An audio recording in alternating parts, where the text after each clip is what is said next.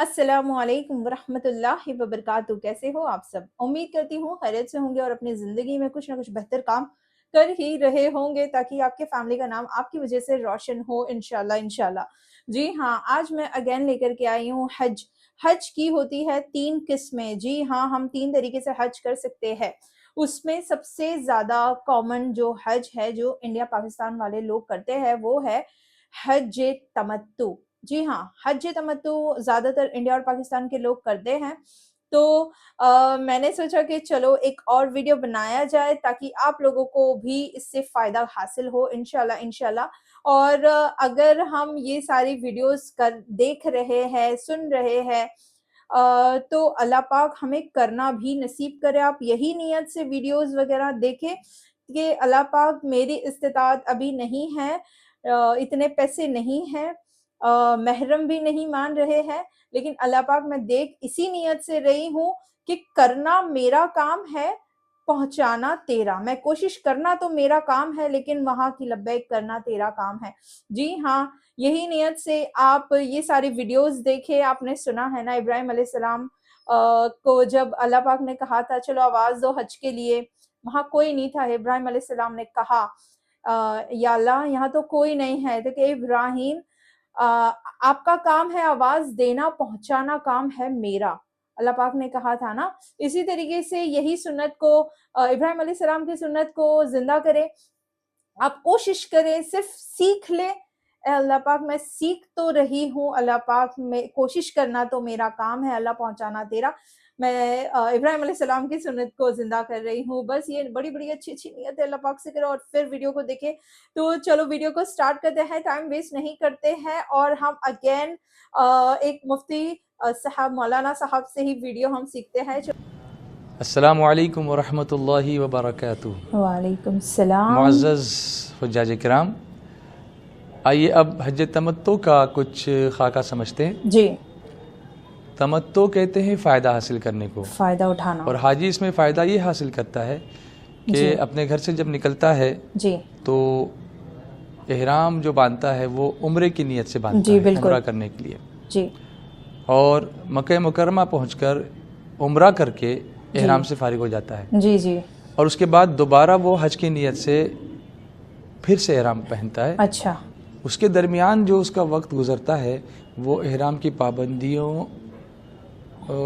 के बगैर गुजरता है। अच्छा। यानी उसको इहराम की मतलब इसको कहते हैं फायदा उठाना, पड़ती, ये फ़ायदा उसको होता है। अच्छा अच्छा, ये तमत्तो वो हासिल करता है। इसलिए इस हज के तरीक़े को हज तमत्तो कहते हैं। ठीक है। तो इसमें ये होगा कि इहराम उम्रे का बांधेंगे, ये एक शर्त है जी। फिर जाके उम्रे का तवाफ़ करेंगे, अच्छा, ये फ़र्ज़ होगा। उम्रे के अंदर जो फ़र्ज़ है तवाफ़ वो जी। फिर सही जो होगी उम्रे की वो वाजिब होगी। सही करने के बाद सही हलक करके या तक़सीर करके इहराम खोल देंगे, जी, ये वाजिब है। फिर 8 ज़िलहिज्जा को फिर हज का इहराम बांधेंगे। तो ये हज की शराइत में से या फ़राइज़ में से भी है हज का इहराम बांधना जी। और फिर मिना जाएंगे, वहाँ से वक़ूफ़ अरफ़ा के लिए अरफ़ात 9 तारीख़ को जाएंगे। तो ये फ़र्ज़ हज का ख़ास फ़र्ज़ है, यानी जिसको हज की जान कहते हैं। 9वीं ज़िलहिज्जा को ज़वाल आफ्ताब के बाद इसका वक्त शुरू होता है। माशाअल्लाह। वक़ूफ़ अरफ़ात करेंगे, ये फ़र्ज़ होगा। जी।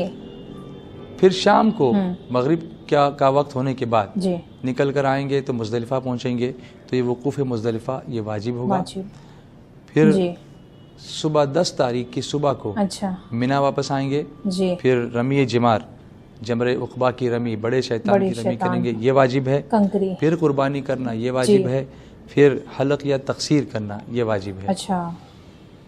इसके बाद इहराम से फारिग होंगे, गुस्ल करेंगे और सादे कपड़ों में आकर एक और फ़र्ज़ जो हज का है वो तवाफ़ ज़ियारत है या तवाफ़ इफ़ादा है या तवाफ़ फ़र्ज़ है। 3 नाम है इसके, इसमें से कोई भी नाम आप कह लीजिए। तवाफ़ इफ़ादा कहिए, तवाफ़ ज़ियारत कहिए, तवाफ़ फ़र्ज़ कहिए। ये मक्का मुकर्रमा में आकर आपको ये फ़र्ज़ अदा करना है।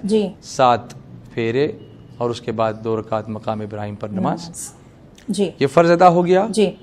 अब सही करेंगे आप, ये सही होगी तवाफ़ ज़ारा के सही, ये वाजिब है। अच्छा। ये सही आप मिना रवानगी से पहले भी अदा कर सकते हैं। जी जी जी। वो इस सूरत कर सकते हैं کہ مینا روانہ ہونے سے پہلے جب آپ حج کا احرام باندھیں تو ایک نفلی طواف رمل اور استباء کے ساتھ کر لیں، اور اس کے بعد مقام ابراہیم کی نماز پڑھ کر آپ طواف زیارت کی سعی کر لیں۔ اگر اس وقت آپ نے سعی کی ہے مینا جانے سے پہلے تو آج 10 تاریخ کو جب آپ طواف زیارت کرنے کے لیے آئیں گے تو آپ کو صحیح کرنے کی حاجت نہیں ہوگی، صرف طواف کریں گے اور آپ مینا واپس چلے جائیں گے۔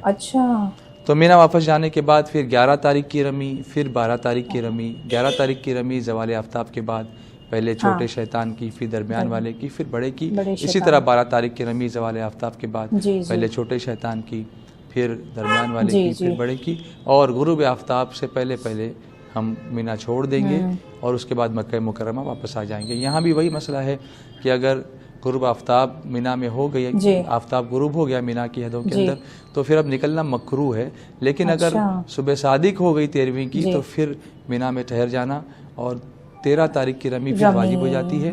تو 13 تاریخ کی رمی سنت ہے زوال نا، آفتاب کے بعد تینوں شیطانوں کی رمی کر کے پھر نکلنا، لیکن عام طور پر حاجی صاحبان 12 تاریخ کو غروب آفتاب کے بعد، غروب آفتاب سے پہلے ہی مینا کی حدوں کو چھوڑ کر مینا سے واپس مکہ مکرمہ آ جاتے ہیں، اور پھر مکہ مکرمہ میں جب تک رہتے ہیں وہ عمرے کرتے رہتے ہیں، طواف کرتے رہتے ہیں، اور پھر جس دن آپ کو واپس جانا ہو اپنے وطن کی طرف یا مدینہ منورہ کی طرف، تو پھر آپ ایک طواف جو واجب ہوگا وہ ہوگا طواف وداع یا طواف رخصت، اس کو کر کے ایک دعا میں آپ کو بتاتا ہوں جو قرآن پاک کی آیت ہے، اعوذ باللہ من الشیطان الرجیم، بسم اللہ الرحمن الرحیم، ان الذی فرض علیک القرآن لرادک الی معاد۔ اس دعا کو پڑھیں گے تو انشاءاللہ خانہ کعبہ کے سامنے اس دعا کو پڑھ کے نکلیں گے تو اس کی برکت سے اللہ تعالیٰ دوبارہ حرم کی حاضری، حرمین شریفین کی حاضری، خانہ کعبہ کی حاضری ضرور نصیب فرمائے گا۔ تو یہ اجمالی خاکہ حج تمتع کا میں نے آپ کے سامنے پیش کیا۔ اللہ تبارک و تعالی ہم سب کو حج مقبول اور حج مبرور عطا فرمائے، اور ادب کے ساتھ مدینہ منورہ کی زیارت نصیب فرمائے، میرے آقا صلی اللہ علیہ وسلم کے روضہ انور کی زیارت نصیب فرمائے۔ اپنی دعاؤں میں ہم سب کو شامل رکھیں۔ سنی دعوت اسلامی کے لیے خصوصی طور پر آپ دعا کریں کہ اللہ تعالی ہم سب کو اخلاص کے ساتھ دین کی خدمت کرنے کی توفیق عطا فرمائے۔ السلام علیکم ورحمۃ اللہ وبرکاتہ۔ آمین آمین۔ تو دیکھا آپ سب نے کس طریقے سے مولانا صاحب نے ہمیں بتایا کہ اس طریقے سے ہمیں حج کرنا چاہیے، اس طریقے سے حج تمتع کا پورا بتا دیا گیا کہ حج تمتع کا مطلب ہے فائدہ اٹھانے والی حج۔ جی ہاں، انشاءاللہ انڈیا اور پاکستان کے لوگ زیادہ تر یہی حج کرتے ہیں، تو میں نے سوچا کہ یہی بتایا جائے اور سیکھا جائے، اور مجھے بھی کافی یہ ویڈیو کے دیکھ کے مجھے بھی تھوڑا نالج ہوا کہ اچھا ہاں، اس طریقے سے حج کی صحیح کے بارے میں مجھے پتا چلا کہ اچھا ہاں، یہ پہلے بھی کر سکتے ہیں، بعد میں بھی کر سکتے ہیں حج کی صحیح۔ یہ امک جو چھوٹی چھوٹی سی چیزیں ہیں وہ سمجھ میں آئی۔ اور آپ لوگوں کو یہ ویڈیو کیسا لگا آپ مجھے ضرور بتانا، اور مجھے کمنٹ کرنا، اور میں کس ٹاپک پہ اور کس طریقے سے ویڈیو بناؤں مجھے یہ بھی بتانا۔